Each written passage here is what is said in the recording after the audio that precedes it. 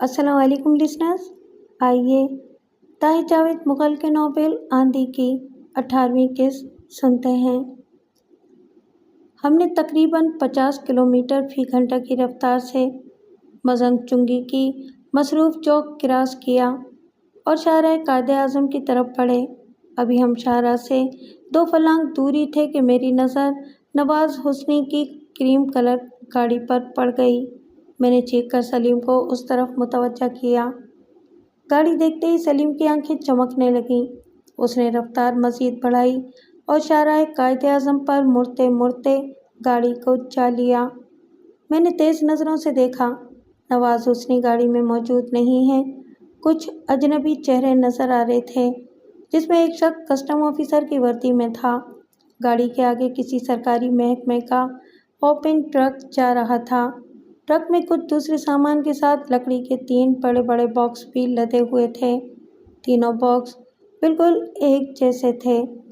سلیم کی معلومات کے مطابق ان میں سے ایک باکس میں واقعی کچھ مہنگی قسم کی خوردنی اشیاء تھیں، جبکہ باقی 2 باکسز میں پرندے تھے۔ اس پرانے ماڈل کے دھواں دھار ٹرک کو دیکھ کر کون اندازہ کر سکتا تھا کہ یہ ٹرک کروڑوں روپے کا لیگیج لے کر کہیں جا رہا ہے۔ ٹرک کو اوورٹیک کرتے ہوئے میں نے دیکھا کہ گاڑی کے آگے بھی ایک ایسی جیپ جا رہی ہے جس کا تعلق نواز حسنی کی کوٹھی سے ہے۔ میں نے اچھی طرح جھانکا، اس جیپ میں بھی کوئی شناسا چہرہ نظر نہیں آیا۔ سلیم کار کو جیپ سے آگے لے گیا۔ میں نے اسے بتایا کہ یہ جیپ بھی نواز حسنی کی کوٹھی سے آ رہی ہے۔ سلیم نے تفہیمی انداز میں سر ہلایا۔ 10-15 گز جیپ سے آگے چلنے کے بعد سلیم نے کھڑکی سے ہاتھ نکال کر جیپ کو رکنے کا اشارہ کیا، مگر جیپ کی رفتار میں کوئی کمی نہیں آئی۔ جب 2-3 بار اشارہ دینے کے باوجود جیپ نہیں رکی تو سلیم نے اس کے آگے آگے چل کر کار کی رفتار کم کرنا شروع کر دی۔ عجب صورتحال تھی۔ ہم مفرور ملزم تھے، لیکن اس وقت ہماری جگہ سرکاری لوگ بھاگ رہے تھے اور ہم انہیں روکنے کی کوشش کر رہے تھے۔ جیپ والوں کو جب یقین ہو گیا کہ ہم انہیں روکنا چاہتے ہیں تو انہوں نے اپنی رفتار کم کی اور گاڑی کو سڑک کی سائڈ پر لگا دیا۔ ان کے رکنے کا اثر پیچھے آنے والے ٹرک اور کار پر بالکل نہیں پڑا۔ یہ دونوں گاڑیاں فراٹے بھرتی ہوئی ہمارے پاس سے گزر گئیں۔ جیپ میں 4 افراد سوار تھے۔ ان میں سے ایک چوکیدار نما شخص تھا، اس کے کندھے سے بندوق جھول رہی تھی۔ سلیم کار سے اتر کر جیپ کے پاس پہنچا۔ جیپ میں سے بھی ایک صحت مند آدمی اتر کر سڑک پر آ چکا تھا۔ سلیم اور وہ کچھ دیر سڑک پر کھڑے باتیں کرتے رہے، پھر جیپ کے اندر چلے گئے۔ میں نے دل میں سوچا کہ سلیم نے جیپ کے اندر جا کر اچھا نہیں کیا۔ یہ اجنبی لوگ کچھ بھی کر سکتے تھے، اور پھر یہی ہوا۔ ایک شخص جس نے سفید شلوار قمیض پہن رکھی تھی تیز قدموں سے میری طرف آیا اور کھڑکی میں جھک کر بولا، بی بی، آپ کو مجسٹریٹ صاحب جیپ میں بلا رہے ہیں۔ بولنے والے کے لہجے سے مجھے خطرے کی بو آئی۔ میں نے کہا، کون مجسٹریٹ؟ اس نے مجھ سے کچھ کہنا ہے تو یہیں کہے۔ ابھی بات میرے منہ ہی میں تھی کہ ایک دوسرا شخص پھرتی سے دروازہ کھول کر میرے برابر بیٹھ گیا۔ وہ ایک لہیم شہیم شخص تھا اور اس کا ایک ہاتھ اپنے ہولسٹر پر تھا۔ تیور بتا رہے تھے کہ اگر میں نے ذرا بھی مزاحمت کی تو وہ پستول نکال کر میری کنپٹی سے لگا دے گا۔ اس نے گرجدار لہجے میں کہا، خاموش بیٹھی رہو بی بی، چوں چاں کی تو اچھا نہیں ہوگا۔ تب وہ اپنے ساتھی سے مخاطب ہوا، تم گاڑی چلاؤ بشیر، ڈیفینس والی کوٹھی پر چلو۔ بشیر نامی شخص نے فوراً تعمیل کی۔ ڈرائیونگ سیٹ سنبھالتے ہی اس نے گاڑی آگے بڑھا دی۔ میں نے دیکھا کہ وہ جیپ بھی پیچھے آ رہی ہے جس میں سلیم داخل ہوا تھا۔ میں نے راستے میں بار بار پوچھا کہ وہ کون لوگ ہیں اور ہمیں کہاں لے جا رہے ہیں۔ میرے ساتھ بیٹھے ہوئے شخص نے کسی بات کا جواب نہیں دیا۔ وہ 28-30 سال کا ایک باروب شخص تھا۔ اس وقت وہ بہت غصے میں تھا اور آنکھیں جیسے شعلے اگل رہی تھیں۔ تقریباً 10 منٹ بعد دونوں گاڑیاں ایک وسیع و عریض نیم تاریک کوٹھی میں داخل ہوئیں۔ میں نے گھوم کر دیکھا تو سلیم بھی جیپ سے اتر رہا تھا۔ چوکیدار نما شخص کی بندوق اب اس کے ہاتھ میں نظر آ رہی تھی۔ میں نے صاف طور پر محسوس کیا کہ سلیم کو زبردستی یہاں لایا گیا ہے۔ ہم آگے پیچھے چلتے ایک جہازی سائز کے ڈرائنگ روم میں داخل ہوئے۔ سلیم نے زوردار لہجے میں لئیم شئیم شخص کو مخاطب کیا اور بولا، دیکھیں، آپ ہم پر شک کر کے زبردست نقصان اٹھائیں گے۔ آپ اس ٹرک کو روکنے کی کوشش کریں۔ لئیم شئیم شخص نے گرج کر کہا، وہ ٹرک رک چکا ہے اور تم اپنی چونچ بند رکھو۔ میں فی الحال تم سے کوئی بات کرنا نہیں چاہتا۔ سلیم خاموش ہو گیا تو وہ شخص ہاتھ پشت پر باندھ کر بے قراری سے کمرے میں ٹہلنے لگا۔ 2-3 منٹ کمرے میں گہری خاموشی رہی، پھر ٹیلی فون کی گھنٹی بج اٹھی۔ اس شخص نے لپک کر ٹیلی فون اٹھایا۔ ہیلو، کون؟ بہروز خان؟ ٹرک کہاں روکا ہے؟ چلو ٹھیک ہے۔ نہیں، تم میں سے کوئی یہاں آنے کی غلطی نہیں کرے گا۔ گڑبڑ ہو گئی ہے، یہ سارا پروگرام فی الحال کینسل سمجھو۔ ہاں، ڈاکٹر سنبھال لے گا سب کچھ۔ تم فون نمبر لکھواؤ، میں خود تم سے رابطہ قائم کروں گا۔ Okay, good bye.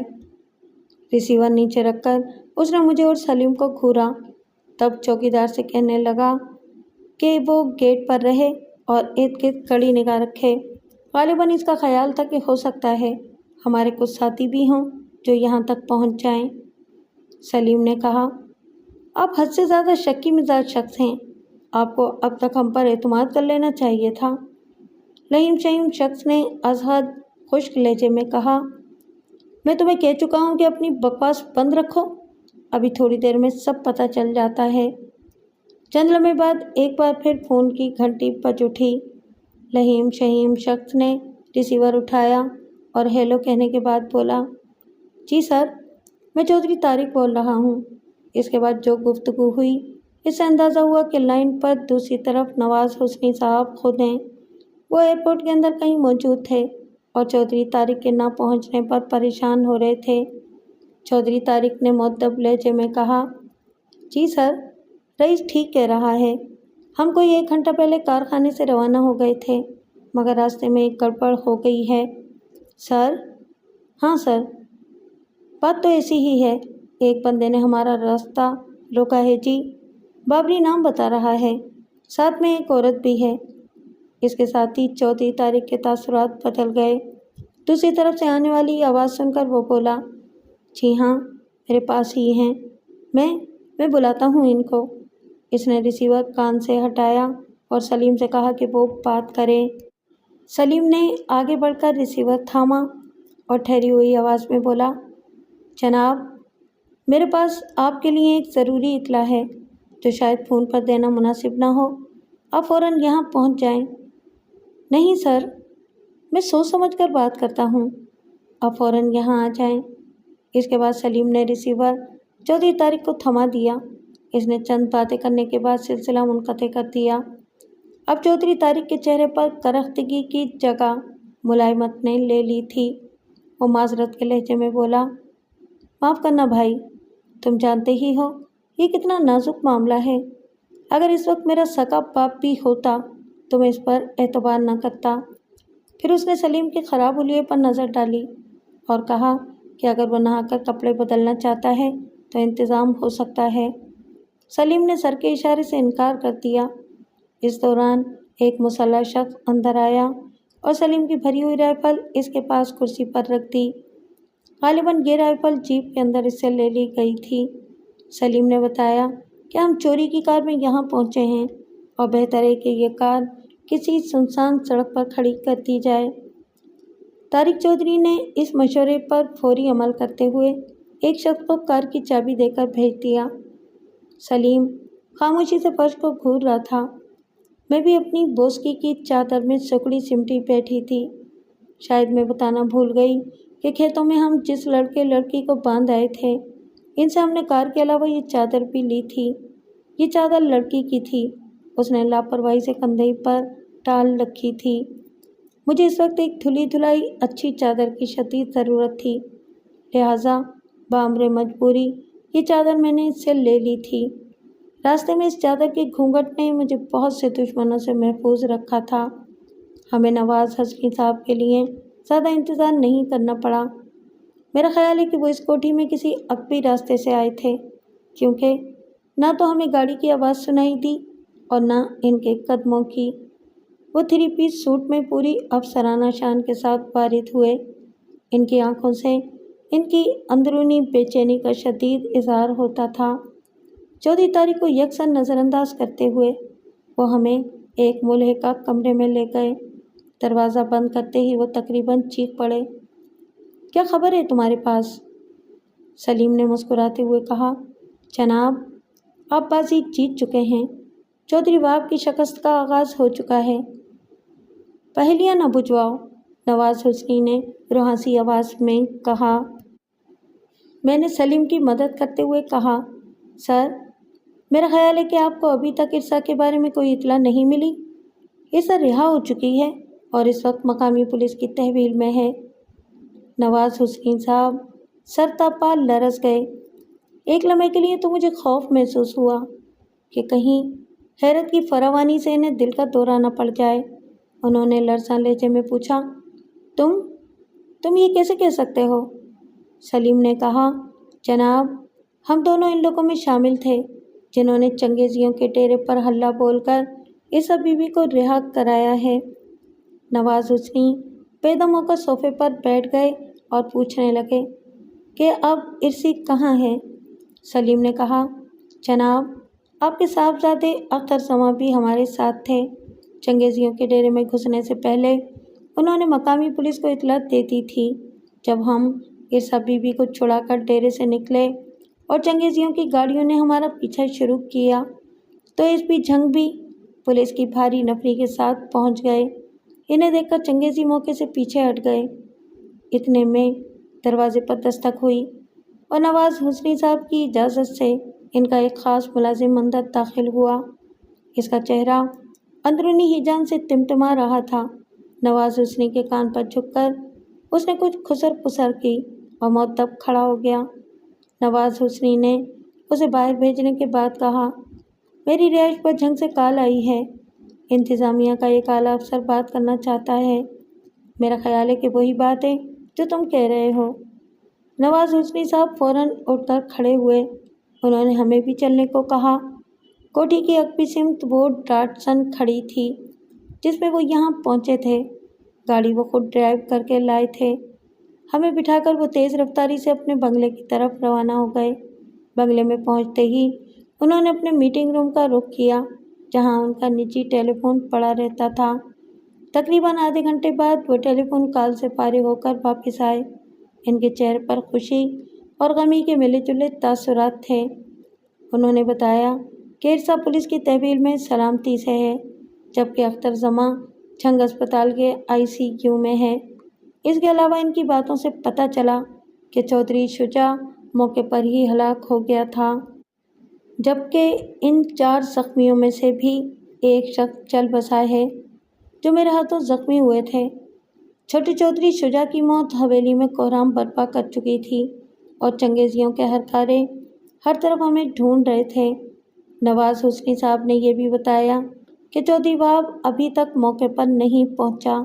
इसके कारिंदों ने पुलिस को बयान दिया है कि पुरानी दुश्मनी की बिना पर बदमाशों के एक गिरोह ने इनके डेरे पर मुसल्लह यलगार की है और इस यलगार में वो औरत भी शामिल थी जिसने कुछ अर्सा पहले बड़ी हवेली में दुल्हन के रूप में कदम रखा था और बाद अज़ां अपने शोहर वासिफ चंगेज़ी को कत्ल करके फरार हो गई थी। मैं बगौर नवाज़ हुस्नी साहब का चेहरा देख रही थी।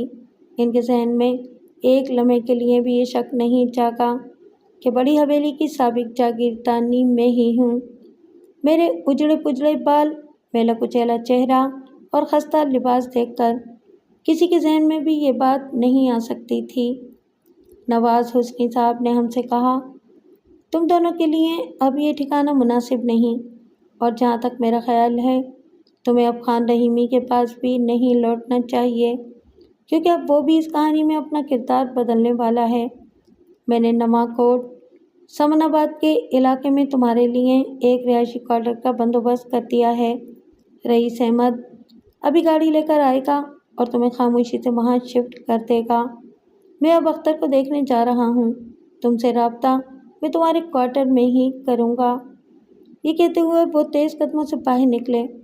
मगर दरवाजे तक पहुँचते पहुँचते रुक गए।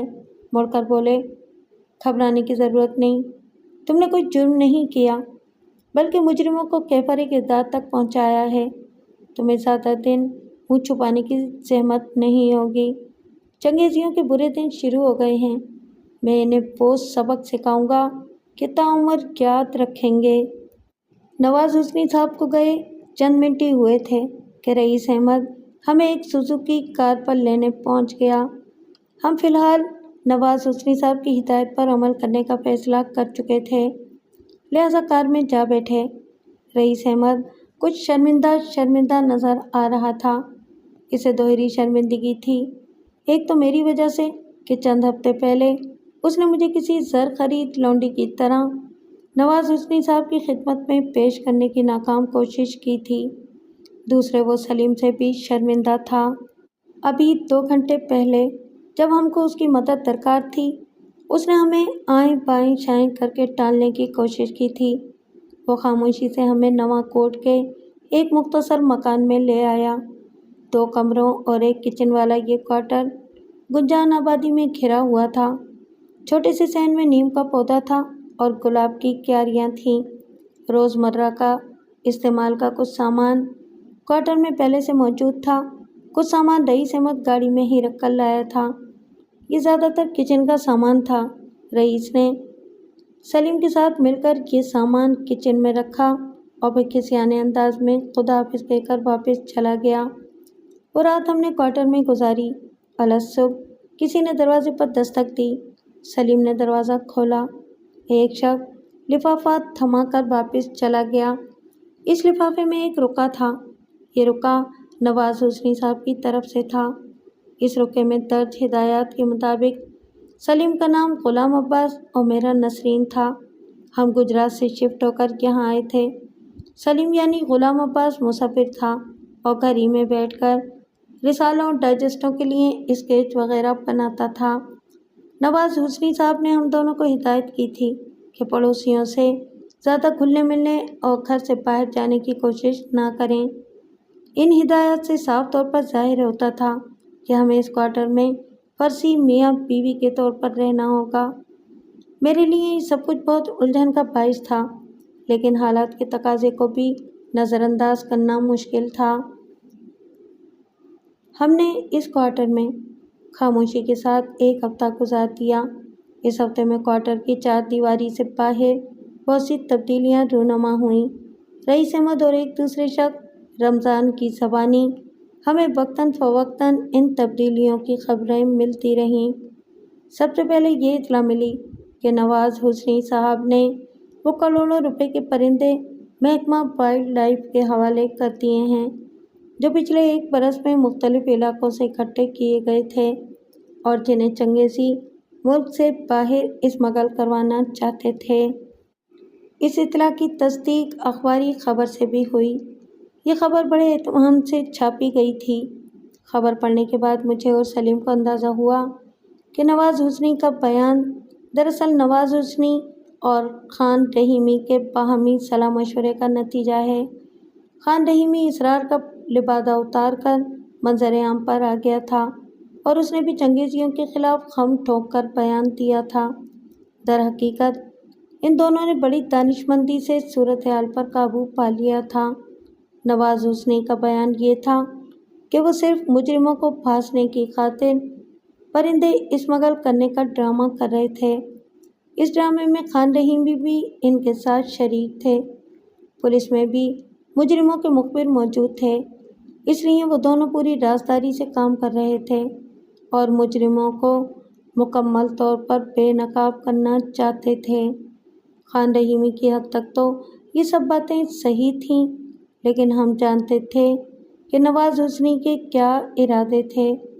इनकी हुब्बुल वतनी और रास्तबाजी में शक नहीं था, लेकिन बेटी की मोहब्बत इन्हें इस हद तक लाचार कर चुकी थी कि वो जुर्म का हर तोप गले में डालने पर तैयार हो गए थे। इनकी हालत काबिले तरस ही नहीं, नाकाबिले फरामोश भी थी। हमें दूसरी इत्तला ये मिली कि नवाज़ हुस्नी ने वहाब चंगेज़ी के ख़िलाफ़ कत्ल, अगवा, स्मगलिंग और दीगर संगीन जुराइम में केस दर्ज कराए हैं। جس کے بعد پولیس کی بھاری جمعیت نے بڑی حویلی میں کارروائی کر کے آپ کے کئی ساتھیوں کو گرفتار کر لیا ہے۔ اس کے علاوہ ان تمام لوگوں کے خلاف بھی کارروائی ہو رہی ہے جنہوں نے بغیر لائسنس کے پرندے پکڑے ہیں اور ان کی غیر قانونی خرید و فروخت کی ہے۔ اس سلسلے میں کئی بڑے بڑے گروہوں پر بھی ہاتھ ڈالا جا رہا ہے۔ ہمیں زیادہ دلچسپی وہاب چنگیزی کی گرفتاری سے تھی، مگر اس کے بارے میں ابھی تک کوئی اطلاع نہیں ملی۔ ایک روز رمضان کی زبانی پتہ چلا کہ اس نے جنوبی پنجاب کے کسی بڑے سیاستدان کے پاس پناہ لے رکھی ہے اور پولیس بھی وہاں ریڈ کرتے ہوئے ہچکچاتی ہے۔ 10-15 روز ان خبروں کا بہت زور رہا، پھر ایک ہی سب کچھ ٹھنڈا پڑ گیا۔ یوں لگا جیسے بیٹی کو واپس پانے کے بعد نواز حسنی صاحب کی سرگرمی بھی ماند پڑ گئی ہے۔ ہمیں کچھ سمجھ نہیں آئی کہ یہ کیا ہو رہا ہے۔ ایک طرف تو نواز حسنی صاحب ہمیں وہاب چنگیزی کو کیفر کردار تک پہنچانے کا مجدہ سنا کر گئے تھے اور عہد کر کے گئے تھے کہ اب وہ شخص خلق خدا پر نظر ڈھانے اور زمین پر دن دنانے کے لیے زندہ نہیں رہے گا۔ میری چھٹی اس نے پکار کر کہا کہ درون خانہ کوئی کایا پلٹ ہو چکی ہے۔ وہ ایک ابرآلود شام تھی، موسم سرما جیسے جاتے جاتے پھر پلٹ آیا تھا۔ ٹھنڈی ہوا جسے میں کپ کپی طاری کر رہی تھی۔ گھر کی صفائی کرنے کے بعد میں نے نہا کر کپڑے پہنے اور باورچی خانے میں آ گئی۔ سردی میں باورچی خانہ گوشائے عافیت محسوس ہوتا ہے۔ دوپہر کو رمضانی سبزی دے گیا تھا، وہ میں نے دھو کاٹ کر ہنڈیا میں ڈالی اور چولہے میں آگ جلا کر بیٹھ گئی۔ سلیم دوسرے کمرے میں سویا ہوا تھا۔ نواز صاحب کی ہدایت کے مطابق وہ اشد ضرورت کے وقت ہی باہر نکلتا تھا۔ چولہے کے سامنے بیٹھے بیٹھے میری آنکھوں میں ایک بار پھر بڑی حویلی کے خونی مناظر گھومنے لگے۔ میں نے اپنے دونوں ہاتھوں کو دیکھا۔ مجھے یقین نہیں آ رہا تھا کہ اپنے انہی ناتواں ہاتھوں سے میں نے صرف ایک ہفتے پہلے 2 خون کیے ہیں اور 3 افراد کو زخمی کیا ہے۔ آہ! کاتب تقدیر نے میرے ان ہاتھوں کو کیسے کیسے کام سونپ دیے تھے۔ یہ روٹیاں پکانے، سلائی کڑھائی کرنے اور قلم تھامنے والے ہاتھ آج قتل کر رہے تھے۔ میری آنکھیں شدت غم سے جلنے لگیں۔ زندگی میں میں نے صرف ایک غلطی کی تھی اور وہی چھوٹی سی غلطی مجھے حادثوں کے دوش پہ اڑا کر کہاں سے کہاں لے آئی تھی۔ اگر اس منحوس سے پہر کو میں فرخندہ کے ساتھ رکشے پر بیٹھ کر سلیم سے ملنے روانہ نہ ہوتی اور نتیجے میں میڈم نادرہ کی کینہ پرور نگاہ سے محفوظ رہتی تو آج زندگی کتنی مختلف ہوتی، کتنی مختلف اور خوبصورت۔ شاید ایسا ہی یہ اس سے تھوڑا سا بڑا ایک گھر ہوتا جس میں میں واقعی کسی کی بیوی ہوتی، کوئی واقعی میرا شریک حیات ہوتا اور اس ابرآلود شام میں اور اس باورچی خانے میں واقعی میں زندہ ہوتی۔ اچانک ایک دستک نے میرے خیال کا تانا بانا توڑ دیا۔ میں اٹھ کر ڈیوڑی میں پہنچی۔ کون؟ میں نے دھیمے لہجے میں پوچھا۔ دوسری طرف سے رئیس احمد کی آواز آئی، میں شاہدہ، کوئی بابری صاحب سے ملنے آیا ہے۔ کیا نام ہے؟ میں نے پوچھا۔ یہ میں ہوں جی۔ ڈرتے کیوں پئے ہو؟ وہ ہاتھیں کھولو۔ آواز اور لہجے نے مجھے سمجھا دیا کہ دوسری طرف دینو ہے۔ میں نے حیرت کے دھچکے سے سنبھل کر دروازہ کھولا۔ دینو کے سر پر ٹوپی تھی اور اس نے کھیس کی بکل مار رکھی تھی۔ وہ اندر آ گیا تو رئیس احمد بولا، مجھے چوبر جی پر ایک کام ہے، 1 گھنٹے تک آتا ہوں، اتنی دیر میں آپ بات کر لیں۔ سر نے کہا ہے کہ دینو کو ساتھ ہی واپس لانا ہے۔ میں جانتی تھی کہ رئیس احمد کو کام وام کوئی نہیں، صرف بہانہ بنانا ہے۔ دراصل وہ مجھ سے اور سلیم سے بہت کنی کتراتا تھا۔ وہ چلا گیا تو میں دینو کو لے کر اندر آ گئی۔ دستک کی آواز سے سلیم بھی اٹھ بیٹھا تھا۔ دینو کو دیکھ کر میری طرح وہ بھی حیران ہوا۔ میرے پوچھنے پر دینو نے بتایا کہ وہ خان رحیمی کی کوٹھی سے آ رہا ہے۔ اس اطلاع نے مجھے اور سلیم کو پریشان کر دیا۔ میں نے کہا، کہیں کسی کو پیچھے تو نہیں لگا لائے؟ وہ اطمینان سے نفی میں سر ہلانے لگا، بولا، نہ جی، اتنا کملا نہیں ہوں میں، اور نہ ہی خان صاحب اتنے بھولے بادشاہ ہیں۔ خان صاحب کو پتہ ہے کہ چنگیزیوں کے بندے ہماری داڑھ میں ہیں۔ انہوں نے مجھے سب کچھ سمجھا دیا تھا۔ میں بڑے حساب کتاب سے آیا ہوں۔ आधी रात को निकला था कोठी से, पहले अपने पिंड चला गया। एक रात और उत्थे रहकर शेखुपुर आया। आज सारे दिन शेखुपुरे में गुजार कर और चंगी तरह तसल्ली करने के बाद यहाँ पहुँचा हूँ। सलीम ने पूछा, लेकिन ये सारे पापड़ बेलने की क्या ज़रूरत थी? कोई मुसीबत पड़ गई थी तुम्हें? तीनू बोला, मुसीबत मुझे नहीं जी, शादीन टवाना साहब को पड़ी हुई है और इसके साथ साथ खाना रहीमी साहब को भी पड़ गई है। वो ऐशो इशरत बीबी कहीं गायब हो गई है जी। शादीन साहब इसके बिछोड़े में अद्धे पागल हो गए हैं और हमें पूरा पागल कर दिया है। कहाँ गायब हो गई है वो? मैंने हैरानी से पूछा।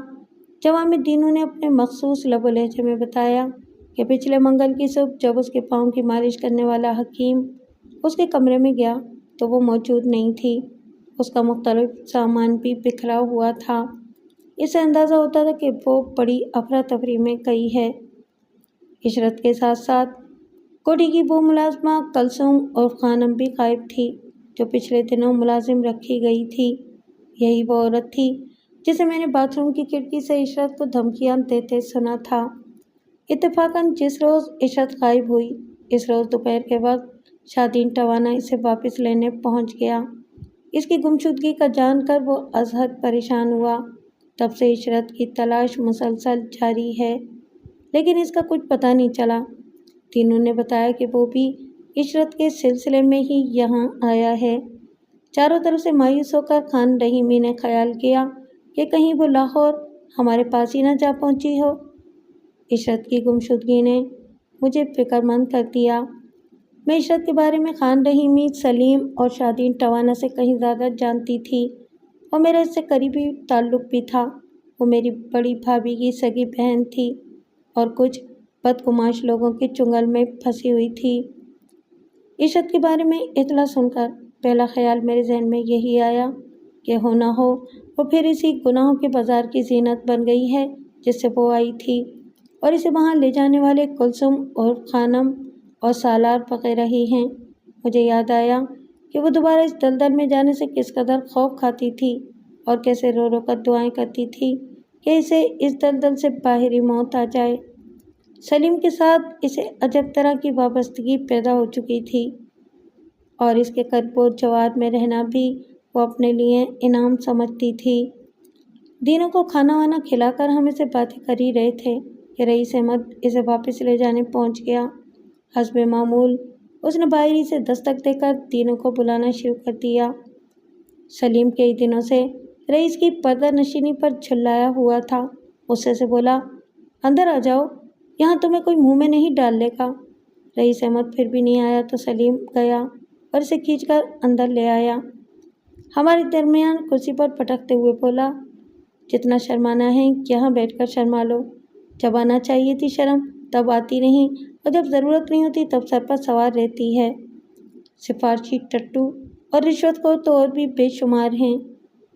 अपने किसी राष्ट्रबाज अफसर के हाथों इनकी छितरौल भी हो जाती है। ऐसी बातों को ज़्यादा दिल से लगाना नहीं चाहिए। इज्जत का क्या है, ये तो आनी जानी चीज़ है। रईस अहमद पूरी तरह खज्जल हो रहा था। सलीम की तेज़ तीखी बातों ने उसका रंग पीला कर दिया था। हकलाकर बोला, यार बाबरी पहलवान, दरअसल मैंने। फिर वही शर्मिंदगी। सलीम ने जहर खन से इसकी बात काटी। रईस साहब, मुझे तो आपकी शर्म से शर्म आ रही है। आखिर ऐसा क्या बुरा कर लिया है आपने? अगर शाहिदा को बना संवार कर आपने हुस्नी साहब की खिदमत में पेश किया तो इसमें कौन सी कयामत आ गई? ये कोई आपकी बहन थोड़ी थी और वक्त पड़ने पर तो आप जैसे लोग बहनों को भी। खैर छोड़ें, ये तो मामूली बातें हैं। मुझे सिर्फ एक बात पर दुख है कि आपने उस रात हमारी कोई मदद नहीं की। आपने हरदर्मी छोड़कर हमें बता दिया होता कि हुस्नी साहब एयरपोर्ट रवाना हो चुके हैं तो कई मुश्किलात कम हो सकती थीं। सलीम देर तक रईस को ऐसे ही बातों की जूते रसीद करता रहा। रईस का ये हाल था कि काटो तो लहू नहीं। खिजालत से उसका बुरा हाल हो रहा था। तीनों रईस की इस हालत से बहुत लुत्फानंदोज़ हो रहा था। कोठी में क़याम के दौरान रईस अहमद ने दस्ती नलका चलवा कर इसकी जो दुर्गत बनाई थी, इसके बदले आज उसका दिल ठंडा हो रहा था। थोड़ी ही देर बाद रईस अहमद रुहासा हो गया। اور لجاجت سے کہنے لگا، بابری پہلوان، بس آپ جانیں تو حسنی صاحب پہلے ہی مجھ سے بہت خفا ہیں۔ میں تو آپ سے سفارش کرانا چاہتا تھا، لیکن آپ تو میرا رہا حوصلہ بھی توڑ رہے ہیں۔ اگر ان باتوں میں سے آپ نے کوئی ایک بات بھی ان کے سامنے کہہ دی تو یقین رکھیں وہ مجھے معطل کرا دیں گے۔ سلیم نے کہا، معطل ہونے سے تمہیں کیا فرق پڑ جائے گا؟ بلکہ ایک طرح سے یہ تو تمہارے حق میں بہتر ہی ہوگا۔ رئیس کی آنکھوں سے خوف جھانک رہا تھا۔ میرے سامنے ہاتھ جوڑتے ہوئے بولا، بہن کچھ تم ہی سمجھاؤ اسے، میں بال بچے دار آدمی ہوں۔ میں نے سلیم سے کہا کہ وہ اب اس موضوع کو چھوڑ دے، کافی کہہ سن لیا ہے، جو کرے گا وہ بھرے گا۔ اس دوران برچی خانے سے سالن جننے کی ہلکی سی بو آئی۔ میں سالن دیکھنے کے بعد واپس آئی تو رئیس اور تینوں جانے کے لیے تیار تھے۔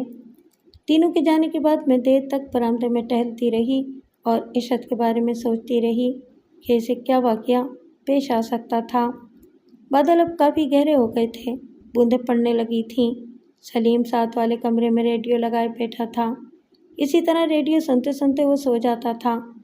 رات کسی وقت میری آنکھ کھلتی تھی تو کھڑ کھڑ کی آوازیں سنائی دیتی تھیں۔ روزانہ مجھے اس کے کمرے میں جا کر ریڈیو بند کرنا پڑتا تھا۔ ٹہلتے ٹہلتے میں نے اس کے کمرے میں جھانک کر دیکھا کہ اگر وہ سو گیا ہے تو ابھی ریڈیو آف کر دوں تاکہ رات کو سردی میں لیاب سے نکلنا نہ پڑے، لیکن وہ جاگ رہا تھا۔ میں اپنے کمرے میں جا کر لیٹ گئی۔ دوبارہ میری آنکھ دروازے پر ہونے والی دستک کے سبب کھلی۔ دستک ایک بار پھر ہوئی تو میں نے لیٹے لیٹے پوچھا، کون؟ جواب میں سلیم کی آواز سنائی دی، ثنا میں ہوں، دروازہ کھولو۔ میں نے ہاتھ بڑھا کر دوپٹہ سر پر لیا اور بستر سے اتر آئی۔ کمرے میں بلب بدستور روشن تھا۔ یہ بلب ساری رات روشن رہتا تھا۔ میں اندر سے کنڈی چڑھانا بھولی نہیں تھی۔ مجھے سلیم پر تو اعتماد تھا، لیکن ان حالات پر اعتماد نہیں تھا جن سے وہ اور میں گزر رہے تھے۔ وہ شب ایک تلخ یاد کا خار بن کر میرے حلق میں چبھی ہوئی تھی، جب سلیم نشے میں دھت میرے کمرے میں چلا آیا تھا، اور جب میں نے اسے عشرت کی طرف جانے سے روکا تھا تو وہ دیوانے شخص کی طرح مجھ پر جھپٹ پڑا تھا۔ یہی وجہ تھی کہ سلیم کی آواز سن کر بھی میں نے فوراً دروازہ نہیں کھولا۔ کیا بات ہے سلیم؟ میں نے دروازے کے پاس جا کر پوچھا۔ تم سے چند باتیں کرنا چاہتا ہوں، اس نے ٹھہرے ہوئے لہجے میں کہا۔ آواز سے اندازہ ہوتا تھا کہ وہ ابھی تک سویا نہیں تھا۔ سلیم صبح کر لینا، میں نے ٹھوس لہجے میں کہا۔ کیوں؟ اس وقت کیا ہے؟ میں کھا جاؤں گا تمہیں؟ وہ بگڑ کر بولا۔ میں نے غور کیا، لیکن اس کے لب و لہجے میں نشے کی جھلک نہیں تھی۔ ایک لمحے کے لیے میرے دل میں آئی کہ دروازہ کھول دوں، پھر نہ جانے کیوں میں نے ارادہ بدل دیا۔ میری خاموشی طویل ہوئی تو اس نے ذرا شدت سے دروازے پر دستک دی اور بھڑک کر بولا، کیا ہوا ہے؟ جواب کیوں نہیں دیتی ہو؟ میرا ہاتھ دروازے کی کنڈی کی طرف بڑھا، مگر میں نے مضبوط ارادے سے اسے پھر روک لیا۔ ثنا، اس نے پھنکار کر کہا، دروازہ کھولو۔ میری سمجھ میں کچھ نہیں آ رہا تھا کہ اسے کیا جواب دوں، اور دوں بھی یا نہیں۔ چند لمحے انتظار کرنے کے بعد اس نے بدلے بدلے سے فیصلہ کن لہجے میں کہا، ثنا میں تجھے کہتا ہوں دروازہ کھول ورنہ توڑ دوں گا میں۔ اس کا لہجہ مجھے خطرے کا احساس دلانے لگا۔ میں جانتی تھی کہ اس کا پارا چڑھا ہے تو اب چڑھتا ہی چلا جائے گا۔ میں دیوار سے سر ٹکا کر اپنی سسکیاں روکنے کی کوشش کرنے لگی۔ اس نے زور زور سے دروازے پر مکے برسائے اور پھنکار کر بولا، ثنا دروازہ کھول، میں کہتا ہوں دروازہ کھول، میں کہہ رہا ہوں کھول دروازہ۔ اس کی آواز دم بدم بلند ہوتی جا رہی تھی اور اسے یہ احساس بھی نہیں تھا کہ پڑوسیوں میں سے کوئی سن سکتا ہے۔ دروازے کی کنڈی کوئی ایسی مضبوط نہیں تھی اور سلیم کے سامنے تو اس کی کوئی وقت ہی نہیں تھی۔ وہ بآسانی سے توڑ کر اندر آ سکتا تھا، لیکن یوں لگ رہا تھا کہ وہ میرے ہاتھوں سے کنڈی کھلوانا چاہتا ہے۔ میں سخت کشمکش میں تھی۔ اس دوران وہ بے پناہ غصے سے دیواروں پر مکے برسانے لگا۔ یوں محسوس ہوا جیسے ابھی کسی دیوار میں سوراخ ہو جائے گا۔ وہ مجھے صلواتیں سنا رہا تھا اور گالیاں دے رہا تھا۔ آخر چیخ کر بولا، مرتی رہ یہیں، سڑتی رہ یہیں، روتی رہ، اپنے پیدا کرنے والوں کو میں چاہ رہا ہوں۔ اگر باقی زندگی میں کبھی تجھے اپنی صورت دکھاؤں تو اپنے باپ کا نہیں۔ ذلیل عورت، کیا سمجھتی ہے اپنے آپ کو؟ कौन से मोती लगे हुए हैं तुझे? मैं 1000 बार लानत भेजता हूँ तुझ पर, कमीनी, बदखसलत, दगाबाज। उसने मुझ पर गुफ्तनी और नागुफ्तनी सलावतों की बौछार कर दी। फिर मुझे मुख्तलिफ कदमों की आहट से अंदाज़ा हुआ कि वो तुम बगोले की तरह अपने कमरे में चकरा रहा है और अपना मुख्तसर सामान इकट्ठा कर रहा है। आखिर इसके भारी और मुश्तइल कदमों की ठक ठक सुनाई दी। वो मुझे इस अजनबी चार दीवारी में तन्हा छोड़कर जा रहा था, ख़तरात के नरक़े में और मसाइब की गलगार में, और उसे इस बेहिसी तक पहुँचाने वाली मैं ही तो थी जिसने उसके पिंदार को बार बार तोड़ा था और उसकी इज़्ज़त नफ्स को अनगिनत चरके लगाए थे। मेरे अंदर से किसी ने पुकार कर कहा, सना, इसे रोक लो, इस आखिरी सहारे को खुद से जुदा न करो, इन लम्हों को गिरफ्त में ले लो जो तुम्हें सारी ज़िंदगी का पछतावा दे सकते हैं। इतनी कठोर, इतनी संगदिल न बनो। मेरे कांपते हाथ कुंडी की तरफ बढ़े। कुंडी गिराकर मैंने दरवाज़ा खोला। सलीम तेज़ तेज़ कदमों से बैरूनी दरवाजे तक पहुंच चुका था। मेरे देखते ही देखते इसने दरवाज़ा खोला। मैंने इसे पुकारना चाहा, लेकिन आवाज़ हलक में कहीं अटक कर रह गई। सदियां गुजर गईं, लेकिन मशरक़ी औरत की ये आवाज़ सीने से होठों तक का फासला तय नहीं कर सकी, और शायद कभी ना कर सके। मैं कमरे की दहलीज पर गुम खड़ी रही और वो बैरूनी दरवाजे की दहलीज पार करके तारीक गली में गुम हो गया। फरहान की मौत के बाद मेरी आंखें बंजर हो चुकी थीं। अगर मेरी आंखों में आंसू होते तो शायद मैं इस रात इतना रोती कि इस वीरान चार दीवारी को अश्कों से धो डालती। मेरा सीना फूकने लगा और आंखों में अंगारे भर गए। न जाने क्यों ऐसा महसूस हो रहा था कि आज एक बार फिर फरहान की जुदाई जैसा सदमा मुझ पर गुजरा है। मैं तारीक मकान के अंदर चकराती रही। अगर खुदा पर मेरा ईमान ना होता तो शायद वो रात मेरी खुदकुशी की रात होती। रात आखिरी पहर मैंने जलती हुई आंखों पर देर तक ठंडे पानी की छींटे मारे और निढाल सी होकर बिस्तर पर गिर गई। ज़रा आँख लगी तो डरावने ख्वाबों ने मेरा हाँका शुरू कर दिया। दरिंदों और अफरीतों से भरे हुए काले जंगल में मैं तन्हा थी। मैं किसी गमख्वार को ढूंढ रही थी, पुकार रही थी। वो कौन था? शायद मेरे अब्बू थे, जिन्होंने मुझे नहर से निकालकर सीने से चिमटा लिया था, या फरहान था, जिसकी चमकीली आंखें मुझसे महफूज मुस्तकबिल का वादा करती थीं, या सलीम था, जो मेरी खातिर पूरी दुनिया से टकरा जाने का अज़्म रखता था। मैं इस शख्स को पुकारती रही। होलनाक आवाज़ों ने मेरा ताक़ुब जारी रखा। आखिर मैंने एक सदियों पुराने दरख्त की शाख से एक लाश झूलते देखी। लाश का चेहरा दूसरी जानिब था, मगर उसका लिबास देखकर मेरा दिल रोने लगा। मुझे अंदाज़ा हुआ कि ये लाश मेरे किसी करीबी अजीज़ की है, कोई बहुत करीबी अजीज़। मैंने चीखें मारी और ख़ुद को यकीन दिलाया कि मैं ख्वाब देख रही हूँ और ये हकीकत नहीं है। लेकिन एकाएकी एक आह के साथ मेरी आँख खुल गई। सख्त सर्दी में जिस्म पसीने से शराबूर था। मैं सोचने लगी कि ख्वाब में नज़र आने वाली लाश किसकी थी। दिल होलने लगा तो मैंने खुद को तसल्ली दी। ख्वाबों की ताबीर हमेशा उलट होती है। देखा कुछ और जाता है और पाया कुछ और जाता है। लेकिन मुझे मालूम नहीं था कि जब तकदीर ख़राब हो तो सिर्फ़ अच्छे ख्वाबों की ताबीरें उलटती हैं। अलग सुबह हाकिर ने ताज़ा अखबार चार दीवारी के ऊपर नीम पुख्ता सहन में फेंका। आवाज़ सुनकर मैं अखबार पकड़ने गई।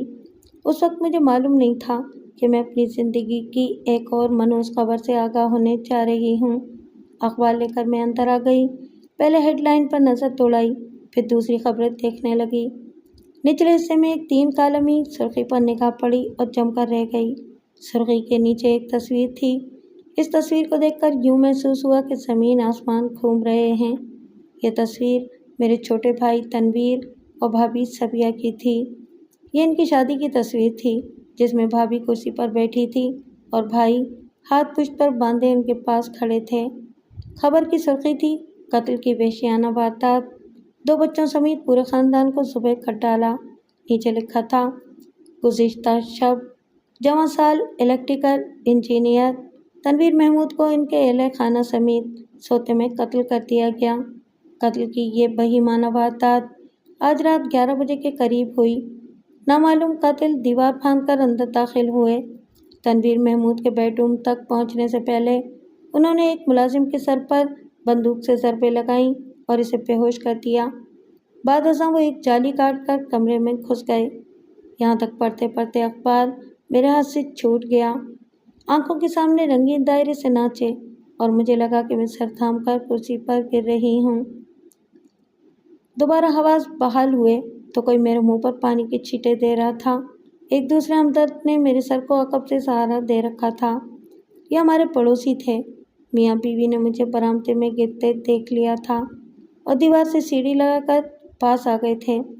پڑوسن نے مجھے ہوش میں آتے دیکھا تو ہکلا کر بولی، نسرین، نسرین، کیا ہوا تھا؟ بھائی جان کہاں ہیں؟ اس کا اشارہ سلیم کی طرف تھا۔ میری نگاہیں قریب گرے ہوئے اخبار پر پڑیں۔ پلک جھپکتے میں سب کچھ یاد آ گیا۔ اپنے چہیتے بھائی کا چہرہ میری نگاہوں میں گھوما اور میں چیخ مار کر اٹھ بیٹھی۔ پڑوسن خوفزدہ ہو کر مجھے دیکھنے لگی۔ میری دہشت سے پھٹی ہوئی آنکھیں ایک بار پھر اخبار پر مرکوز ہو گئیں۔ جہاں تک میں نے پڑھا تھا وہاں سے آگے پڑھنے لگی۔ لکھا تھا کہ قاتلوں نے پہلے میاں بیوی کو ہلاک کیا، اس کے بعد دونوں بچوں کو بھی ذبح کر دیا۔ تنویر محمود، مسز تنویر محمود اور بچی شمین موقع پر ہی ہلاک ہو گئے، جبکہ 4 سالہ ٹیپو کو شدید زخمی حالت میں اسپتال پہنچایا گیا ہے۔ قاتل جب فرار ہو رہے تھے، 7 والی کوٹھی کے مسلح چوکیدار نے انہیں دیکھ لیا۔ بڑی جرأت کا مظاہرہ کرتے ہوئے اس نے انہیں للکارا، مگر وہ فرار ہونے میں کامیاب ہو گئے۔ چوکیدار کا کہنا ہے کہ مجرموں میں سے 2 افراد نے چہرے کو رنگدار پگڑی سے ڈھانپ رکھا تھا اور وہ سب کے سب دیہاتی نظر آتے تھے۔ چوکیدار کے اس بیان کے بعد بعض لوگ اس گھناؤنی واردات کی کڑیاں جرنلسٹ فرخندہ اور اس کے منگیتر کے قتل سے ملا رہے ہیں۔ یاد رہے کہ اس واردات میں بھی دیہاتی لباس والے افراد نے حصہ لیا تھا۔ خبر مکمل کرنے کے بعد میری وحشت زدہ نگاہیں ایک بار پھر بھائی اور بھابھی کی مسکراتی تصویر پر جم گئیں۔ کیا یہ دونوں چہرے اب اس دنیا میں نہیں تھے؟ یہ جھوٹ ہے، یہ جھوٹ ہے، میں نے ہی جانی کیفیت میں چلاتے ہوئے اخبار کے پرزے کٹ ڈالے اور ایک بار پھر نڈال ہو کر گر گئی۔ اس کے بعد کیا ہوا مجھے ٹھیک طرح یاد نہیں۔ اڑوس پڑوس کی عورتیں میرے گرد جمع تھیں۔ وہ مجھ سے حقیقت حال پوچھنا چاہتی تھیں۔ میں صرف ایک ہی جواب دے رہی تھی، چنگیزیوں نے میرے بھائی کو مار دیا ہے، میرے بھائی کے سارے گھر کو قتل کر دیا ہے۔ کوئی مجھے میرے گھر تک پہنچا دو، کوئی مجھے میرے بھائی تک پہنچا دو۔ کسی عورت نے ایک چادر میرے ننگے سر پر ڈال دی اور کسی دوسری نے مجھے جوتا پہنا دیا۔ پھر ایک شخص نے مجھ سے میرے گھر کا پتہ پوچھا۔ میں نے اسے موہنی روڈ کا ایڈریس دیا۔ کچھ دیر بعد وہ شخص مجھے رکشے میں موہنی روڈ کی طرف لے جا رہا تھا۔ میں خشک آنکھوں سے رو رہی تھی اور اپنا سر بار بار گھٹنوں پر مارتی تھی۔ شہر کی بھری پوری سڑکوں سے گزرتا ہوا رکشہ موہنی روڈ پہنچا اور میرے گھر کے سامنے جا رکا۔ گھر کے دروازے پر اور گلی میں لوگوں کا ہجوم تھا۔ پریشان چہرے سرگوشیاں کر رہے تھے۔ میں نے اپنے بڑے بھائی کو دیکھا، وہ دھاڑے مار مار کر رو رہے تھے اور کئی افراد انہیں کھینچتے ہوئے دروازے سے باہر لا رہے تھے۔ وہ بار بار گھوم کر اندر کی طرف جانا چاہتے تھے۔ گھر کے اندر سے آہو بکا کی فلک شگاف آوازیں آ رہی تھیں۔ پتہ نہیں کب میں رکشے سے اتر کر گھر کے صحن میں پہنچ گئی۔ میری آنکھوں کی قسمت میں یہ منظر بھی دیکھنا لکھا تھا۔ سامنے ایک قطار میں بھائی، بھابھی، ٹیپو اور شمین کے جسم رکھے تھے۔ 4 بے گناہ زندگیاں جنہیں ایک چھوٹے چودھری کی موت کے بدلے موت کے گھاٹ اتار دیا گیا تھا۔ چاروں لاشیں ابھی ابھی اسپتال سے لائی گئی تھیں۔ 3 سالہ شمین بھابھی کے ساتھ لیٹی ہوئی تھی، جبکہ 4 سالہ ٹیپو علیحدہ چارپائی پر تھا، بالکل اسی طرح جیسے وہ زندگی میں سوتے تھے، آج بھی سوئے ہوئے تھے۔ ان کے چہرے زرد تھے۔ سفید پٹیاں ٹھوڑی کے نیچے سے نکال کر سروں پر باندھ دی گئی تھیں۔ ارد گرد کا ہر منظر میری نگاہوں میں دھندلایا ہوا تھا۔ آہو بکا کی آوازیں کہیں دور، بہت دور سے میرے کانوں تک پہنچ رہی تھیں۔ میں بھائی کی لاش سے لپٹ گئی، اس کے سینے پر سر رکھ کر دھاڑے مارنے لگی۔ میں کتنی دیر روتی رہی اور کیا کیا کہتی رہی۔ پھر میں بھابھی کو جھنجھوڑنے لگی، اٹھ جا میری بھابھی، ایک نظر میری طرف دیکھ لے، ایک بار میرے ہاتھوں کو چھو لے۔ لیکن بھابھی کی ناراضگی اب 3 ناراضگی میں بدل چکی تھی۔ میں نے دیکھا بھابھی کی گردن پر خون آلود پٹیاں تھیں، وہ نازک گردن گولیوں سے چھلنی ہو چکی تھی۔ پھر میں شمین کے رخساروں پر بوسے دینے لگی۔ شمین، شمین، میری جان آنکھیں کھول دے، دیکھ تیری پھپھو کتنی دور سے آئی ہے، کب سے تیری آواز کو ترس رہی ہے، ایک بار اپنی آواز سنا دے، صرف ایک بار۔ وہ لمحے جگر پاش تھے۔ ان 4 خون چکا میتوں کے لیے میرے پاس رونا تھا، ہچکیاں تھیں، لیکن آنسو نہیں تھے۔ ہر ہچکی کے ساتھ نفرت کا ایک گولا سا میرے حلق میں جا اٹکتا تھا۔ یہ نفرت اس قاتل کے لیے تھی جس نے اپنے بھائی کے بدلے میں میرے بھائی کے پورے گھرانے کو خاک و خون میں لوٹا دیا تھا۔ جب میں ٹیپو کے چھوٹے چھوٹے سرد ہاتھ چوم رہی تھی، ایک عورت نے گھسیٹ کر مجھے ہٹا دیا۔ میں نے گھوم کر دیکھا، یہ میری بڑی بھابھی کی کوئی رشتہ دار تھی۔ اس کی آنکھوں میں میرے لیے نفرت کی چنگاریاں تھیں۔ یہ نفرت بھری آنکھیں دیکھ کر میں ہوش میں آ گئی۔ میں سمجھ گئی کہ اگر چند منٹ بھی یہاں رہی تو یہ لوگ مجھے پکڑ کر پولیس کے حوالے کر دیں گے۔ میں نے اس صحت مند عورت سے اپنا بازو چھڑایا اور عورتوں کے ہجوم میں شامل ہو گئی۔ چند ہی لمحے بعد میں گھر سے باہر تھی۔ باہر نکلنے کے لیے میں نے ڈرائنگ روم کا بیرونی دروازہ استعمال کیا تھا۔ میں بھاگ رہی تھی، لیکن پولیس سے نہیں، ان پابندیوں سے جو مجھے میرے دشمن سے دور کر سکتی تھیں، اور میں اس دشمن سے دور ہونا نہیں چاہتی تھی۔ میری زندگی کا اب کوئی بھروسہ نہیں تھا، نہ جانے کس گھڑی اور کس گلی میں زندگی کی شام ہو جائے۔ سانز سورج ڈوبنے سے پہلے میں دنیا کی مغرور ترین گردن کو چودھی باپ کے تن سے جدا کرنا چاہتی تھی۔ وہ کہاں ہوگا، کس جگہ ہوگا، کتنے محافظوں میں ہوگا، مجھے اس سے کوئی سروکار نہیں تھا۔ مجھے صرف اتنا یاد تھا کہ میرے آبائی گھر کے صحن میں 4 لاشیں پڑی ہیں، میرے لباس میں ایک انتہائی تیز دھار آلہ ہے، اور مجھے راوی کے پل سے جھنک جانے والی بس پکڑنی ہے۔ مین روڈ پر پہنچ کر میں نے ایک خالی رکشے کو ہاتھ دیا اور پل کی طرف روانہ ہو گئی۔ مجھے یہ بھی احساس نہیں تھا کہ میرے پاس اس وقت پھوٹی کوڑی نہیں، اور کرایہ دینا پڑا تو کیا کروں گی۔ پل پر پہنچ کر رکشہ روکا۔ میں نے رکشے والے سے کہا، بھائی میرے پاس پیسے نہیں ہیں، یہ میری کلائی کی گھڑی رکھ لو اور کچھ پیسے دے دو، مجھے جھنک جانا ہے۔ رکشے والے نے غور سے میری طرف دیکھا۔ میرا سینہ ابھی تک ہچکیوں سے دہل رہا تھا۔ وہ سمجھ گیا کہ میں کوئی آفت کی ماری ہوں۔ کرایہ چھوڑ کر وہ آگے چل دیا۔ میں کلائی کی گھڑی ہاتھ میں لیے کھڑی تھی جب ایک تیز رفتار کار میرے پاس آ کر رکی۔ اس میں 2 آدمی سوار تھے۔ ایک نے کار کا پچھلا دروازہ کھول دیا اور کھڑکی سے سر نکال کر بولا، بی بی، ہمیں چودھری صاحب نے بھیجا ہے، پولیس تمہارے پیچھے آ رہی ہے، جلدی سے بیٹھ جاؤ۔ میں نے غور سے بولنے والے کا چہرہ دیکھا۔ وہ چودھری صاحب کے ساتھیوں میں تھا۔ اس کی چھوٹی چھوٹی بھوری داڑھی اس کی سب سے بڑی نشانی تھی۔ میں چند لمحے تذبذب میں رہی، پھر گاڑی میں بیٹھ گئی۔ گاڑی ایک جھٹکے سے آگے بڑھی اور شاہدرہ کی طرف روانہ ہو گئی۔ اس بات کا پتہ مجھے کئی دن بعد چلا تھا کہ داڑھی والا چودھری صاحب سے ناطہ توڑ کر وہاب چنگیزی کے ہر کاروں میں شامل ہو چکا تھا، اور اس کی گاڑی میں بیٹھ کر میں نے اپنی زندگی کی بدترین غلطی کی تھی۔ ابھی ہم جی ٹی روڈ پر چند فلانگ آگے گئے تھے کہ گاڑی میں کسی کیمیکل کی تیز بو محسوس ہوئی۔ پھر مجھے اندازہ ہوا کہ گاڑی میں ایک چوتھا شخص بھی موجود ہے۔ اس سے پہلے کہ میں صورتحال کو اچھی طرح سمجھ پاتی، نشست کے پیچھے سے 2 ہاتھ برآمد ہوئے اور انہوں نے ایک بدبودار رومال سے میرا منہ ڈھانپ دیا۔ دوبارہ میری آنکھ کھلی تو رات تھی۔ آنکھ کھل کر بھی پوری طرح کھلی نہیں تھی۔ کمرے میں ہلکی روشنی کا بلب جل رہا تھا۔ محرابی کھڑکیوں پر رنگدار پردے لہرا رہے تھے۔ فرش پر دبیز قالین تھا اور چھت پر میلا سا فانوس۔ میں ایک آرام دہ مسیری پر لیٹی تھی۔ میرے سرانے لکڑی کی تپائی پر ایک ٹرے میں پھل رکھا تھا۔ اچانک مجھے کمرے میں کسی کی موجودگی کا احساس ہوا۔ میں نے گردن پھیر کر دیکھا۔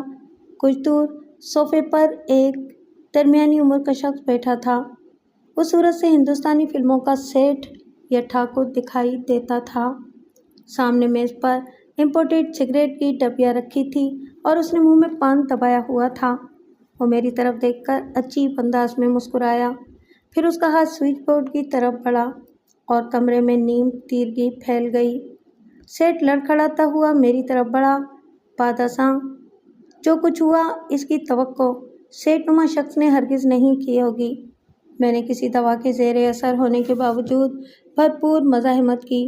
कमरे की कई अशियाँ उठाकर मैंने उसका सर पर तोड़ दी। वो घबराया और हाँफता हुआ चीखता चिल्लाता बाहर निकल गया। इसकी रवानगी के चंद लम्हे बाद एक मोटी भद्दी मनुसूरत औरत अंदर आई। इसके साथ एक ठिकने कद का मर्द भी था। इन दोनों ने मुझे बेदरेग लातों और घूंसों से मारना शुरू कर दिया। मैं नींद बेहोश तो पहले ही थी, मुकम्मल बेहोश होकर गिर गई। न जाने कितने घंटों या कितने पहरों बाद दोबारा आँख खुली। मेरी पेशानी और दाएं रुखसार पर पट्टियाँ थीं। बदन का जोर जोर दुख रहा था। मैं इसी मसेरी पर इसी कमरे में लेटी हुई थी, लेकिन अब दिन का वक्त था। जालीदार खिड़कियाँ खुली हुई थीं और इनमें से डूबते हुए सूरज की रोशनी अंदर आ रही थी। मैं अब ये बात ज़हन पर जोर डाले बगैर भी समझ सकती थी कि इस वक्त कैसे लोगों की दस्तरस में हूँ। ऐसी चारदीवारी में होना कोई मामूली हादसा नहीं था। हाँ, गुनाह की चारदीवारी में होना कोई मामूली हादसा नहीं था। ऐसे हादसों के बाद शरीफ औरतें मर जाती हैं, मगर मैं जिंदा थी और मेरे पास जवाब भी था। किसी की कटी हुई उंगलियां और टूटती हुई सांसें जवाब थीं। किसी अम्मीजान कहने वाले का खामोश जहन जवाब था।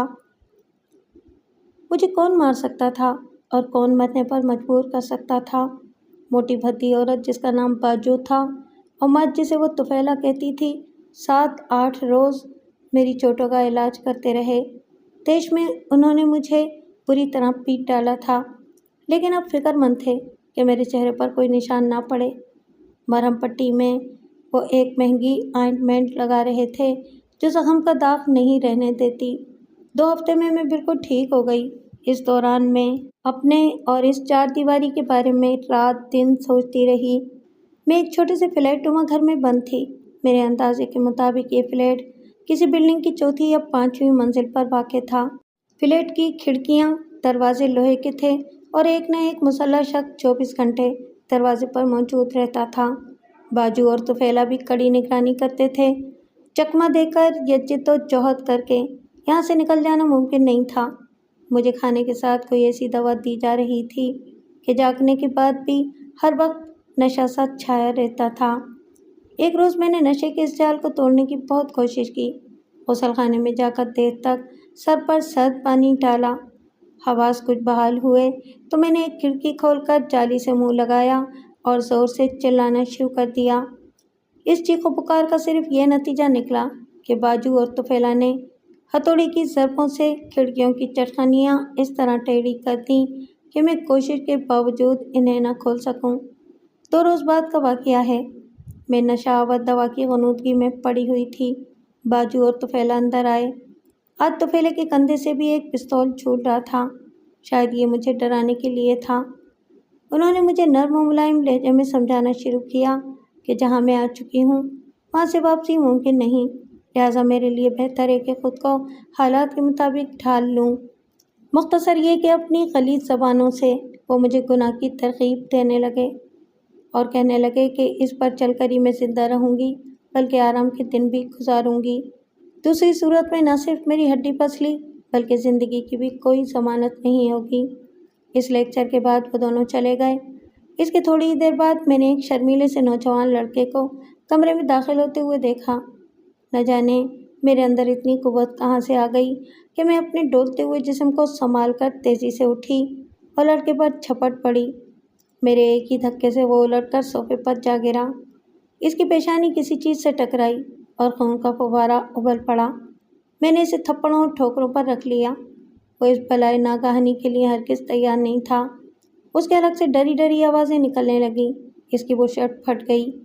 इससे पहले कि वो बाकायदा चीखने चिल्लाने लगता, दरवाज़ा धमाके से खुला और बाजू और तुफैला और एक दूसरा शख्स अंदर दाखिल हुए। उन्होंने थर थर काँपते हुए लड़के को बमुश्किल मेरे हाथों से छुड़ाया। और सहारा देकर बाहर ले गए। बाजू और तुफैला एक बार फिर मुझ पर पिल पड़े। बाजू ने मेरी गर्दन दबोचकर मुझे कालीन पर गिरा दिया और तुफैला मेरा बाजू मरोड़ मरोड़ कर मुझे गालियाँ देने लगा। मेरा ख्याल था कि आज तो वो मेरा किस्सा तमाम ही कर देंगे, लेकिन ये देखकर हैरत हुई कि चंद थप्पड़ मारने के बाद वो पीछे हट गए। तुफैला फुनकार कर बाजू से बोला, तुम भी किसी की बात नहीं मानती हो। तुझे कह रहा था कि पहले इसका दिमाग अच्छी तरह ठीक कर ले। बाजू ने हाँफते हुए कहा, और कैसे ठीक करूं दिमाग? 3 गोलियां खिलाई हैं, कुछ असर ही नहीं होता इस पर तो। दोनों एक दूसरे पर बरसते हुए बाहर चले गए। दरवाजे को बाहर से कुंडी चढ़ गई तो मैं कालीन से उठी और दरवाजे से कान लगाकर बाहर की बातें सुनने लगी। वो लोग मेरी हठधर्मी से झुंझुलाए हुए थे और मुझे सीधा करने की बातें कर रहे थे। इस लड़के की बुज़दिली पर भी इन्हें हैरत थी जो अभी मुझसे पिट कर गया था। मैं डगमगाती हुई दोबारा मसेरी पर ढेर हो गई। आज वाकई मदहोशी रोज़ाना से ज़्यादा थी। मुझे खदशा महसूस हुआ, अगर फिर कोई भेड़िया मेरे जिंदा जिस्म से गोश्त खाने आया तो शायद मैं माकूल मज़ाहमत भी ना कर सकूं। मैं अब तक खुद पर झपटने वाले कुत्तों को पीछे हटाती रही थी, लेकिन अब मुझ में ये सकत भी ख़त्म हो रही थी। मैं अपनी भूख से बहुत कम खाना खाकर बाकी गुसल खाने में बहा देती थी। फिर भी ख्वाब आवर दवा किसी बला की तरह मेरे खवास को अपने मजबूत पंजों में दबोचे रहती थी। हनूदगी की शदीद लहर को महसूस करके मैं उठी और अपना सर गुसल खाने की टूटी के नीचे रख दिया।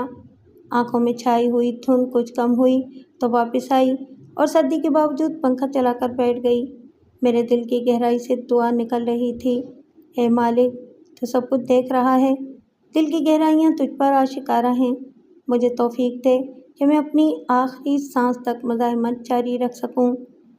उकड़ू बैठे बैठे एक बार फिर मुझे झपकी सी आ गई। आँख खुली तो दरवाजे की दूसरी तरफ से तेज़ तेज़ बातों की आवाज़ आ रही थी। मैंने पास जाकर सुना तो फैला कह रहा था, ज़रा ध्यान से उस्ताद, हाथ पाँव बचा के। जवाब में एक भारी भरकम करक और खुरदुरी आवाज़ सुनाई दी, ओए कोई चाकू छुरी तो नहीं है उसके पास? नहीं उस्ताद, तुफैले ने कहा। तो फिर मरा क्यों जा रहा है? बड़े पापड़ बेले हैं तेरे उस्ताद साईं ने, ज़रा खोल तो दरवाज़ा। मैं डगमगाती हुई जाकर फिर बिस्तर पर ढेर हो गई। ताला खुलने की आवाज़ आई। इसके बाद पटवा हुए और कोई वज़नी कदमों से चलता हुआ अंदर आ गया। अंदर से दरवाज़ा बंद करके वो मेरी तरफ आया। ओ छोरी, करख्त आवाज़ मेरे कानों में पड़ी। ये आवाज़ मुझे कुछ जानी पहचानी सी लगी। सख्त हैरत के आलम में मैंने जल्दी से गर्दन मोड़कर देखा। मेरे सामने बख्शू सोलंकी खड़ा था, वही शख्स जिसके बारे में मुझे सलीम ने बताया था कि वो मफरूर डाकू है और जुनूबी इलाके से परिंदों की खेप लेकर आया है। बख्शू सोलंकी को मैंने सबसे पहले खान रहीमी की कोठी में फंक्शन की रात को देखा था। बादशाह मुर्गी खाने में से मुठभेड़ हुई थी और फिर सुअर के शिकार के दौरान इशरत के मामले पर इससे सख्त झड़प हुई थी। वो इशरत को अपनी तहवील में रखना चाहता था, लेकिन जब मैंने रिवॉल्वर निकाल लिया तो वो पीछे हट गया। इस वक्त सोलंकी को सामने देखा तो मेरा दिमाग चकरा कर रह गया। सोलंकी के लिए भी मेरी मौजूदगी हैरतनाक थी। वो मुंह खोले मुझे देख रहा था। आखिर इसने उंगली मेरी तरफ उठाई और हैरान लहजे में बोला, तुम यहाँ? मैं मदहोश आंखों से उसकी तरफ देखती चली जा रही थी। वो कुछ देर अपनी मूँछों को मरोड़ता रहा, फिर मेरे करीब कुर्सी पर बैठ गया। इसने शलवार कमीज पहन रखी थी, सर पे सिंधी टोपी थी। इसके जिस्म पर बेपनाह बाल थे और ऐसी बू आ रही थी जैसे वो इंसान ना हो, कोई गोश्तखोर जानवर हो। मैंने हिरासा नज़रों से उसका करख्त चेहरा देखा। कुदरत ने हम दोनों को किस जगह इकट्ठा किया था। एक वो दिन था जब मैंने बड़ी दलेरी से इस पर रिवॉल्वर तान लिया था और इसे मूंछ नीची करके पीछे हटना पड़ा था, और एक आज रात थी जब मैं इसके रहमो करम पर थी। मुझे मालूम नहीं था इसका रवैया मेरे साथ क्या होगा। इसने टांग पर टांग चढ़ाकर सिगरेट सुलगाया और मुट्ठी में दबाकर कश लेने लगा। ये मैं क्या देख रहा हूँ बेगम साईं? उसने अपने मखसूस लहजे में पूछा। मैं भला क्या जवाब देती? मुझ पर तो नींद तूफ़ानी लहरों की तरह यलगार कर रही थी। बार बार मेरे सर को झटका लगता और मुझे पता चलता कि मैं गिरते गिरते बची हूँ। میری حالت دیکھ کر اس نے تفہیمی انداز میں سر ہلایا، اٹھ کر باہر گیا اور چند لمحے بعد واپس آ گیا۔ جیسا کہ بعد میں پتہ چلا وہ چائے کا کہنے گیا تھا۔ 10-15 منٹ بعد طفیلہ ایک ٹرے میں چائے کے برتن سجائے اندر داخل ہوا۔ طفیل برتن رکھ کر چلا گیا تو سولنگی نے ایک کپ میں چائے اونڈیلی اور بغیر دودھ چینی ملائی میرے ہاتھ میں تھما دی۔ خوب رنگ نکلی ہوئی کڑک چائے تھی۔ سولنگی کے کہنے پر میں گھونٹ گھونٹ پوری پیالی پی گئی اور اس کے ساتھ ہی مجھے اپنا خمار ٹوٹتا ہوا محسوس ہوا۔ سولنگی نے اصرار کر کے مجھے نصف پیالی اور پلا دی۔ اس کی یہ ترکیب کارگر رہی۔ میرے حواس پر سے نیند کی گرفت کمزور پڑ گئی۔ کچھ دیر بعد ٹھنڈے پانی سے منہ ہاتھ دھو کر جب میں کمرے میں واپس آئی تو خود کو کافی بہتر محسوس کر رہی تھی۔ مجھے یہ جان کر اطمینان ہو رہا تھا کہ سولنگی کا رویہ مجھ سے ہمدردانہ ہے۔ وہ میری بپتا سننے کے لیے بے چین نظر آتا تھا، لیکن اس سے پہلے میں جاننا چاہتی تھی کہ اس کمرے سے باہر صورتحال کیا ہے اور سولنگی کس حیثیت سے اور کیوں کر یہاں پہنچا ہے۔ سب سے زیادہ تجسس مجھے نواز حسنی اور خان رحیمی کے بارے میں تھا۔ وہ کہاں تھے اور کیا کر رہے تھے؟ میرے اس سوال کے جواب میں کہ سولنگی یہاں کیسے پہنچا ہے، سولنگی نے صاف سیدھے لہجے میں بتایا کہ وہ یہاں کس لیے آیا ہے۔ میرے ذہن میں خطرے کی ان گنت گھنٹیاں بج رہی تھیں۔ میں نے ڈرے ڈرے لہجے میں پوچھا، اس وقت میں کہاں ہوں؟ سولنگی نے میری آنکھوں کا خوف پڑھ کر سر جھکا لیا، دھیمی آواز میں بولا، بیگم سائیں، تم ٹھیک سمجھ رہی ہو، تم اس وقت بازار حسن کی ایک عمارت میں ہو۔ آسمان جیسے ٹوٹ ٹوٹ کر میرے سر پر گرنے لگا۔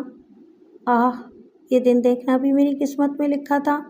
سب پاک درندوں نے مجھے کہاں سے کہاں پہنچا دیا تھا۔ اس سے تو بہتر تھا کہ وہاب چنگیزی مجھے اپنے رائل بنگال ٹائیگر کا لقمہ بنا دیتا، لیکن وہ ایسا کیوں کرتا؟ وہ تو اس وقت کی سزا تھی جب میں نے ابھی چھوٹے چودھری کو گولی کا نشانہ نہیں بنایا تھا۔ اب چنگیزیوں کے انصاف کے تقاضے کچھ اور تھے۔ غالباً وہ مجھے ذلیل و رسوا کر کے اور گلیوں میں گھسیٹ گھسیٹ کر مارنا چاہتے تھے۔ میرا دل رونے لگا اور جسم ایک بار پھر ہچکیوں کی زد میں آ گیا۔ بار بار مجھے گمان ہوا کہ میری آنکھوں سے آنسو بہہ رہے ہیں، لیکن ہمیشہ کی طرح یہ ایک گمان ہی تھا۔ کافی دیر بعد جب دل کا بوجھ کچھ ہلکا ہوا تو میں نے سولنگی سے پوچھا کہ نواز حسنی اور خان رحیمی اب کیا کر رہے ہیں؟ میرے سوال پر سولنگی خاموش سا ہو گیا۔ اس کے چہرے پر مایوسی صاف پڑی جاتی تھی۔ سگریٹ کا کش لے کر دھیمے لہجے میں بولا، ابھی تک تو کوئی نئی بات نہیں ہوئی، نہ ہی خان صاحب نے مجھے کچھ بتایا ہے۔ میں نے بھڑک کر کہا، کیوں نہیں ہوئی کوئی نئی بات؟ اب کسی کو اور کیا ثبوت چاہیے وہاب کے کرتوتوں کا؟ اب اور کیا رکاوٹ رہ گئی ہے اسے پھانسی دینے میں؟ اسے کیوں نہیں گرفتار کرتے؟ کیوں سر عام چوراہے پر نہیں لٹکاتے؟ سولنگی نے میرے جذباتی پن کو نظر انداز کر کے کہا، بیگم سائیں، میں توڑ پھوڑ مار دھاڑ کرنے والا بندہ ہوں۔ مجھے نہیں پتا یہ پڑھے لکھے سیاسی لوگ کیا داؤ پیچ لڑاتے ہیں۔ مجھے تو جتنا معلوم ہے آپ کو بتا دیا ہے۔ نہ وہاب چنگیزی گرفتار ہوا ہے اور نہ اسے لٹکایا گیا ہے۔ مگر کیوں اب کیا مجبوری ہے؟ سولنگی مسکرایا، مجبوری تو ہم جیسے لوگوں کی ہوتی ہے، بڑے لوگوں کی کوئی مجبوری نہیں ہوتی۔ وہاں تو سودے بازی ہوتی ہے، جو پیسے دے سکتا ہے وہ ہر سودا اٹھا سکتا ہے۔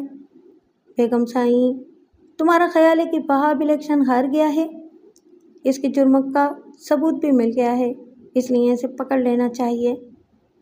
یہ خواب و خیال کی باتیں ہیں۔ الیکشن ہار کر بھی وہاب نے بازی جیت لی ہے۔ حلقے کے ووٹروں نے اسے ہرا تو دیا، لیکن اس کے اثر و رسوخ کو نہیں ہرا سکے۔ میں نے کہا، میں اس کے اثر و رسوخ کی نہیں، اس کے جرم کی بات کر رہی ہوں۔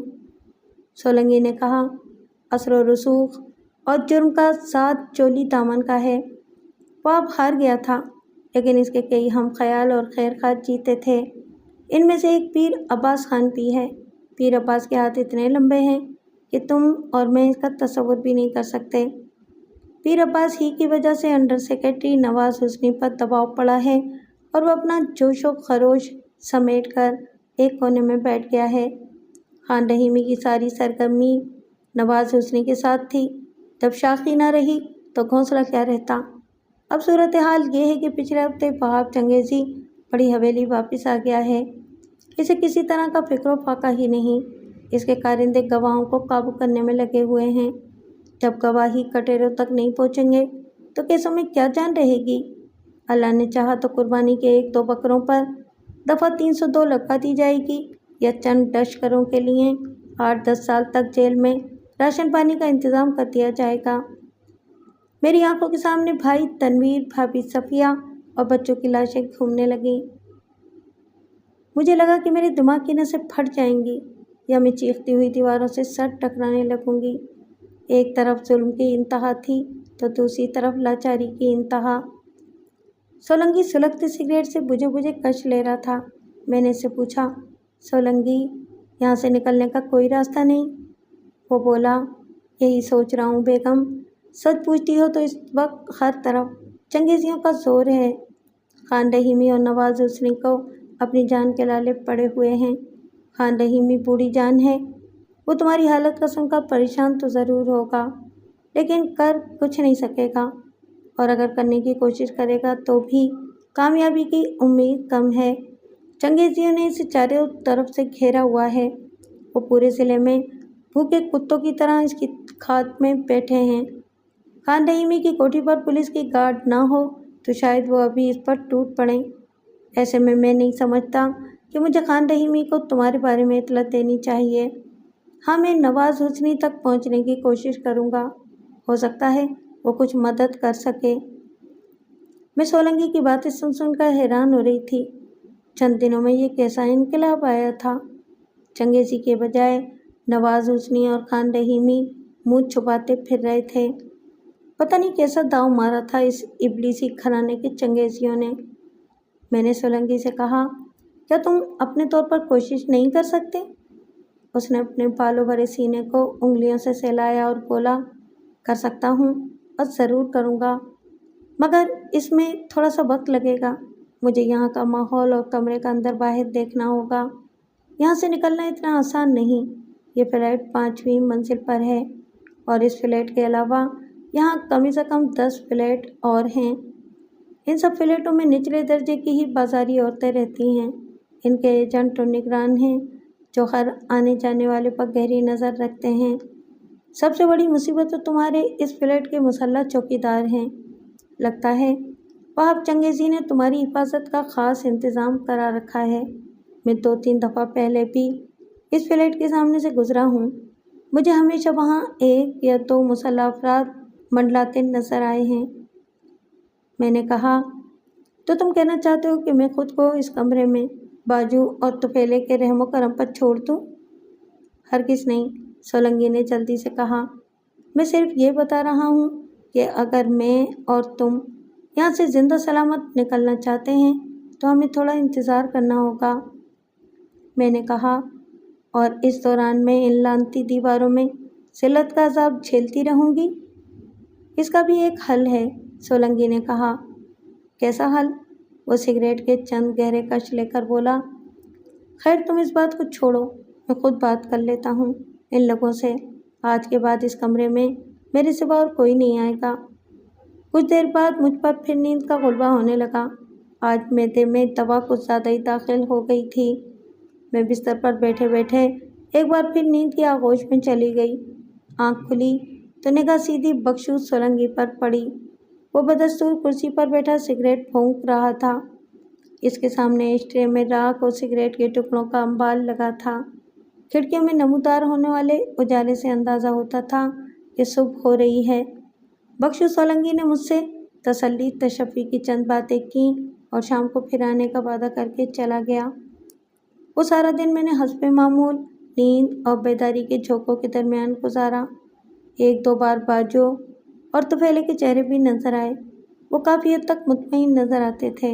شاید بخشو سولنگی نے کئی دنوں تک کے لیے ان کے خرچے پانی کا انتظام کر دیا تھا۔ کھڑکیوں پر شام اتری تو میں ایک کرسی پر پاؤں رکھ کر کھڑی ہو گئی اور ایک کھڑکی کے شیشے میں سے باہر جھانکنے کی کوشش کرنے لگی۔ پچھلے کئی دنوں سے یہ ایک شیشہ ہی باہر کی دنیا سے میرا واحد بصری ڈھانپتا تھا۔ اس شیشے میں سے مجھے عمارت کے ایک پیلے شیڈ کا 3-4 मुरब्बा फीट टुकड़ा नजर आता था। करीबन इतना ही आसमान और एक बिजली के खंभे का बालाई हिस्सा दिखाई देता था। बिजली के खंभे या पीले शेड के ऊपर कभी कोई परिंदा बैठा होता तो मैं इसे अपने लिए इजाफी तफरी तसव्वुर करती थी। आज भी मैं इसी शुगल में मसरूफ़ थी कि दरवाजे पर आहट हुई और बख्शू सलंगी अंदर आ गया। उसने बड़े बाजारी किस्म के कपड़े पहन रखे थे, डब्बीदार शलवार कमीज़, पाँव में सुर्खी माइल जूते और गले में गुलाब के हार। इसने अंदर आकर दरवाजे को कुंडी चढ़ा दी। कुछ देर इधर उधर की बातें करता रहा। फिर इसने कमीज़ के नीचे हाथ डालकर लोहे की एक पतरी निकाली। मैंने गौर किया तो ये लोहा काटने का ब्लेड था। ब्लेड के अलावा उसने जेब से एक पेचकस भी निकाल लिया। मैंने पूछा, ये सब क्या है?